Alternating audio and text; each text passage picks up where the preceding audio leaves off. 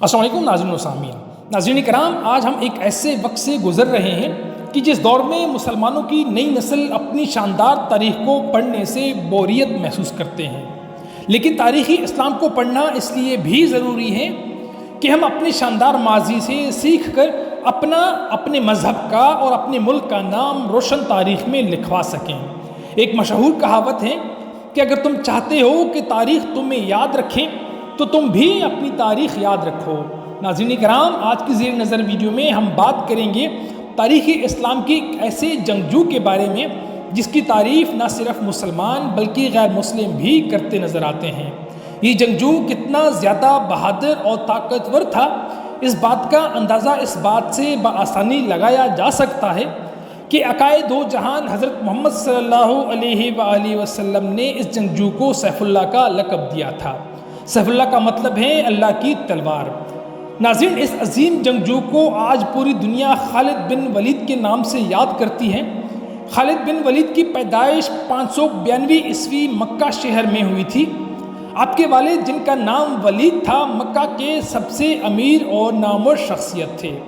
جس وقت حضرت محمد صلی اللہ علیہ وآلہ وسلم نے نبوت کا اعلان کیا اور لوگوں کو دعوت حق کی طرف بلانا شروع کیا تو اس وقت حضرت خالد بن ولید کا شمار ان لوگوں میں کیا جاتا تھا جو اسلام کے سخت مخالف تھے۔ اعلان نبوت کے 19 سال تک خالد بن ولید اسلام کی دولت سے روشناس نہ ہوئے۔ خالد بن ولید ہمیشہ اسلام مٹانے کا سوچا کرتے تھے، ہمیشہ اسلام کی مخالفت کرنے والوں میں شامل رہتے، مگر اللہ رب العزت کی شان ہی نرالی ہے کہ یہ کوئی نہیں جانتا کہ اللہ رب العزت کب کسی کو ہدایت دے دے، اور یہی حضرت خالد بن ولید کے ساتھ ہوا۔ اسلام لانے سے قبل مسلمانوں کی جب کفار سے جنگ ہوئی تو ان جنگوں میں کفار کی قیادت حضرت خالد بن ولید کیا کرتے تھے۔ اس کی وجہ آپ کی بہادری اور جنگی مہارت تھی۔ ناظرین کرام، آپ نے جنگ کا وہ واقعہ تو سنا ہوگا جب حضرت محمد صلی اللہ علیہ وآلہ وسلم نے چند صحابہ کرام کو ایک پہاڑی راستے پر یہ کہہ کر کھڑا کر دیا کہ چاہے مسلمان جیتے یا ہارے لیکن تم لوگوں کو اس پہاڑی راستے سے نہیں ہٹنا، کیونکہ وہ پہاڑی ایسی جگہ پر تھی کہ کفار مکہ اسی راستے کے ذریعے پیچھے سے آ کر چھپکے سے حملہ کر سکتی تھی۔ اس لیے حضرت محمد صلی اللہ علیہ وآلہ وسلم نے چند صحابہ کو اسی جگہ معمور کر لیا تھا۔ جب جنگ شروع ہوئی تو مسلمانوں کی تعداد کم ہونے کے باوجود کفار مکہ کو شکست دینے میں کامیاب رہے، لیکن اللہ رب العزت کو کچھ اور ہی منظور تھا۔ جن صحابہ کرام کو اس پہاڑی راستے پر معمور کیا گیا تھا، جب انہوں نے دیکھا کہ مسلمان جنگ جیت گئے ہیں اور مال غنیمت اکٹھا کر رہے ہیں تو ان صحابہ میں سے زیادہ تر صحابہ نے اپنی جگہ چھوڑ دی اور میدان جنگ آ کر خوشی منانے لگے، جس کا نتیجہ یہ ہوا کہ خالد بن ولید جو اس وقت اسلام کی دولت سے روشناس نہ تھے، انہوں نے کچھ سپاہیوں کو لے کر اس راستے سے پیچھے کی جانب سے حملہ کیا۔ یہ حملہ اتنا اچانک اور شدید تھا کہ مسلمانوں کو سنبھلنے کا موقع نہ مل سکا۔ خالد بن ولید نے اپنی تلوار سے کئی صحابہ کو شہید کر دیا اور دیکھتے ہی دیکھتے پورے میدان جنگ کا نقشہ بدل دیا۔ وہ جنگ جو مسلمان جیت چکے تھے اب شکست میں تبدیل ہو چکی تھی۔ یہ سب کچھ خالد بن ولید کی مہارت سے ہی ممکن ہوا تھا۔ ناظرین کرام، صلح حدیبیہ کے بعد خالد بن ولید پریشان رہنے لگے تھے۔ ان کی پریشانی کا واحد سبب تھا کہ اسلام دن بدن پروان چڑھتا جا رہا تھا۔ وہ ہمیشہ سوچتے رہتے کہ کفار تعداد میں زیادہ اور بہترین جنگی آلات ہونے کے باوجود زیادہ تر جنگیں کیوں ہار جاتے ہیں۔ یہ بات انہیں ذرا بھی پسند نہ تھی۔ خالد بن ولید ہمیشہ سوچتے کہ کہیں مسلمانوں کے ساتھ کوئی غیبی مدد تو شامل نہیں، کہیں محمد صلی اللہ علیہ وآلہ وسلم واقعی میں اللہ کے نبی ہیں۔ ایک دن آپ کو آپ کے بڑے بھائی کا خط موصول ہوتا ہے جس پر تحریر تھا کہ اے خالد، تم کہاں ہو؟ حضرت محمد صلی اللہ علیہ وآلہ وسلم نے مجھ سے تمہاری متعلق پوچھا ہے۔ خط میں یہ تحریر تھا کہ میں چاہتا ہوں کہ تم اس اندھیر نگری سے نکل کر اسلام کی روشنی کی طرف آؤ۔ اس خط کا حضرت خالد بن ولید پر گہرا اثر ہوا۔ آپ فوراً حضرت محمد صلی اللہ علیہ وآلہ وسلم کی خدمت میں حاضر ہو کر اسلام قبول کر لیا۔ احادیث میں آتا ہے کہ حضرت محمد صلی اللہ علیہ وآلہ وسلم نے رومن امپائر ملک کے شام کی طرف اپنا ایک پیغام رساں روانہ کیا رومن امپائر نے اپنے غرور اور تکبر کی وجہ سے اس پیغام رساں کو قتل کر دیا۔ زمانہ قدیم سے رواج تھا کہ چاہے کوئی کتنا ہی بڑا دشمن کیوں نہ ہو، ایلچی یعنی پیغام رساں کو کوئی بھی نقصان نہیں پہنچا سکتا تھا۔ پیغام رساں کو قتل کرنا اعلان جنگ کے مترادف ہوا کرتا تھا۔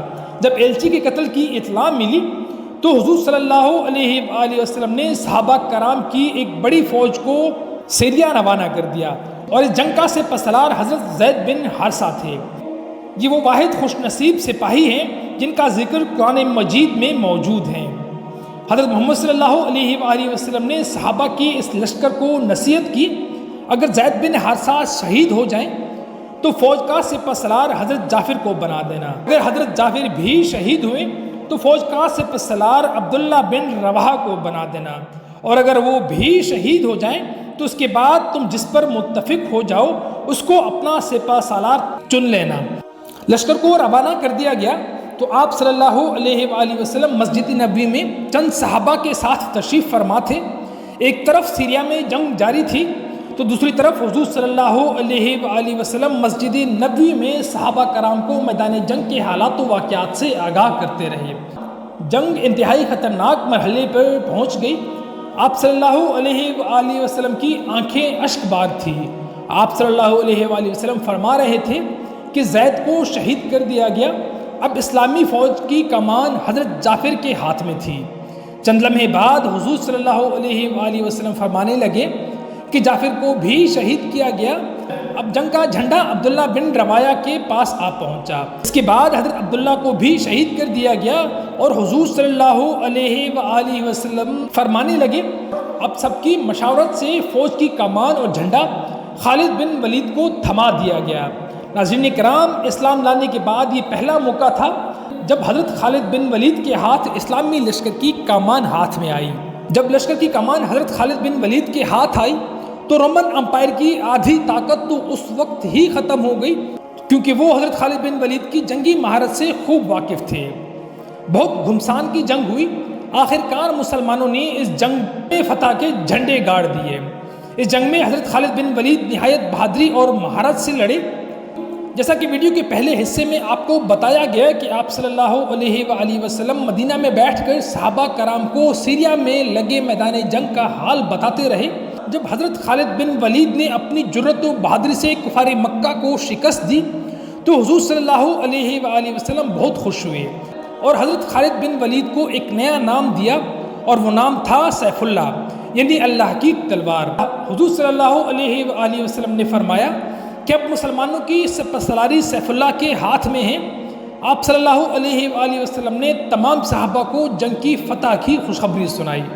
ناظرین کرام، حضرت خالد بن ولید کی سب سے مشہور جنگ جنگ یمامہ ہے۔ یہ وہ جنگ تھی جو مسلمانوں نے ایک ایسے شخص سے لڑی تھی جس نے حضرت محمد صلی اللہ علیہ وآلہ وسلم کی انتقال کے بعد نبوت کا دعویٰ کر لیا تھا۔ اس بدبخت کا نام مسیلمہ کذاب تھا۔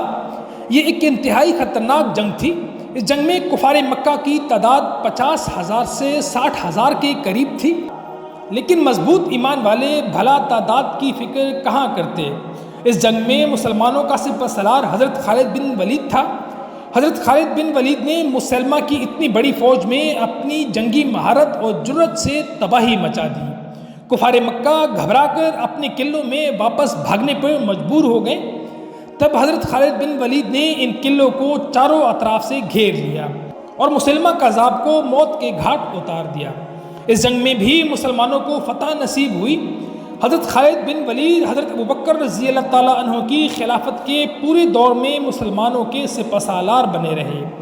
جب جنگ یرموک کا وقت آیا تو اس وقت حضرت عمر کی خلافت کا دور تھا۔ حضرت عمر نے حضرت خالد بن ولید کو لشکر کی سپہ سالاری سے ہٹا دیا۔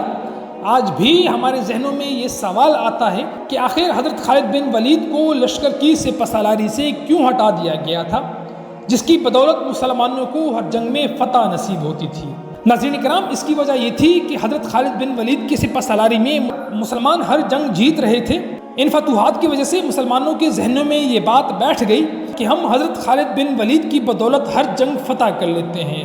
اگر کسی جنگ میں حضرت خالد بن ولید نہیں ہوں گے تو وہ جنگ ہم کبھی نہیں جیت سکیں گے۔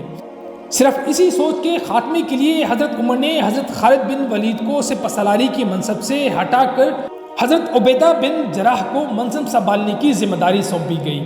حضرت عمر رضی اللہ تعالیٰ عنہ کے اس فیصلے سے پوری مدینہ میں ہلچل مچ گئی۔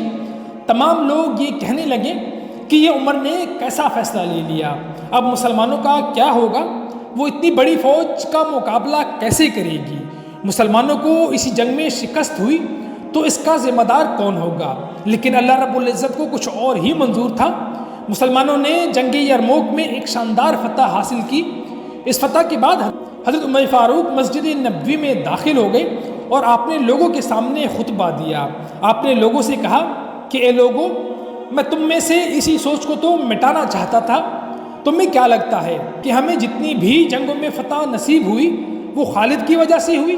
نہیں، بلکہ ہمیں فتح خالد کی رب کی وجہ سے حاصل ہوئی۔ جب خالد نہیں رہے گا تو تم کیا سمجھتے ہو کہ اسلام ختم ہو جائے گا؟ بالکل بھی نہیں، اسلام تو ہمیشہ زندہ رہا ہے، کیونکہ اسلام ہمیشہ سے تھا اور ہمیشہ کے لیے رہے گا۔ ناظرین کرام، خالد بن ولید نے اپنی زندگی میں کم و بیش 200 جنگیں لڑی۔ یہ دنیا کے واحد سپہسالار تھے جنہوں نے اپنی زندگی میں کوئی بھی جنگ نہیں ہاری، حتیٰ کہ وہ جنگ جس وقت آپ رضی اللہ تعالیٰ عنہ اسلام کی دولت سے روشناس نہ تھے، یعنی جنگ احد، وہ جنگ بھی حضرت خالد بن ولید نے فتح کی تھی۔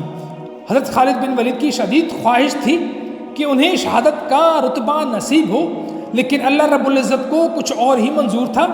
اور پھر بھلا سیف اللہ یعنی اللہ کی تلوار کا مقابل کون ہو سکتا تھا؟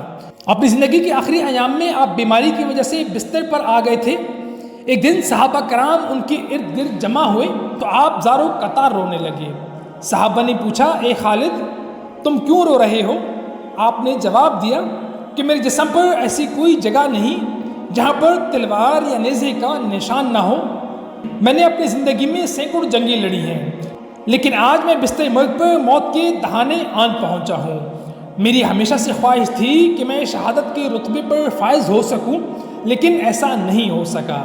صحابہ کرام کہنے لگے، اے خالد بن ولید، یہ کیسے ممکن تھا کہ حضور صلی اللہ علیہ وآلہ وسلم نے آپ کو سیف اللہ کا لقب دیا؟